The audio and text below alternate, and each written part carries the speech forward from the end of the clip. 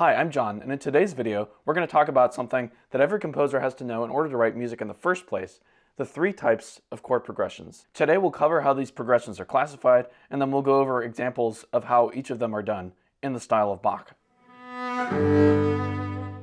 So first of all, chord progressions are classified by something called root movement. Root movement just means the interval that the root of one chord moves to go into the root of the next chord. So for example, root by fifth means that the root of the first chord moves up or down a fifth into the root of the next chord. And an obvious example of root by fifth would be something like a C major chord to a G major chord, where the root of the first chord is a C and the root of the second chord is a G. They're a fifth apart. Now when it comes to chord progressions, there are so many of them that it can be totally bewildering to try to learn all of them. But you might be surprised to learn that there's actually only three basic chord progressions that are behind all of them: root by fifth, root by second, and root by third.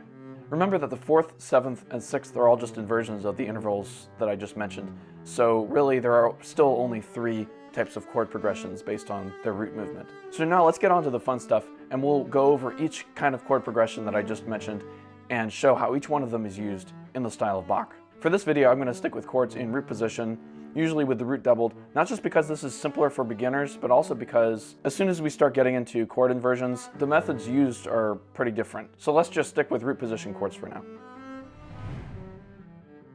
So like I said, a root by fifth progression happens when the roots of the two chords in the progression are a fifth apart. There are two conventional methods that Bach uses to achieve this. And notice that neither of these methods, or any of them that follow, involve moving all the voices in parallel motion, because that would result in parallel fifths and octaves. So we don't do that in Bach. Not that it's necessarily a bad thing in itself, it's just, this is just not stylistic. It's just not. The first method involves keeping the common tone in the same voice and moving the other two voices stepwise into the next triad tones. Notice how beautifully simple this is. We're simply utilizing the common tone by repeating it in the same voice and then moving the other two voices stepwise, so we get nice melodic motion. And since those two voices always move in parallel thirds or sixths, we get nice harmony too. In the second method, we simply move all three upper voices in parallel motion to the next triad tones. Again, see how this makes for good melodic motion. Two of the voices move in parallel thirds or sixths, leaping a third, and the third voice moves stepwise into the next triad tone. Root by second is when the roots of the two chords in the progression are a second apart. And there are two main methods that Bach uses to achieve this. The first method involves simply moving the three upper voices contrary to the bass into the next triad tones. Two of the voices move stepwise, and the last voice leaps a third. In the second method, the third of the first triad moves in parallel thirds with the bass, and the remaining two voices move contrary to the bass. This results in a triad with a doubled third, and Bach uses this particular progression in deceptive cadences. Root by third is when the roots of the chords in a progression are a third apart, and there are two main ways that Bach does this. Method one involves keeping both the common tones in the same voices and moving the remaining voice stepwise into the next triad tone. Now method two is really just a variation on method one.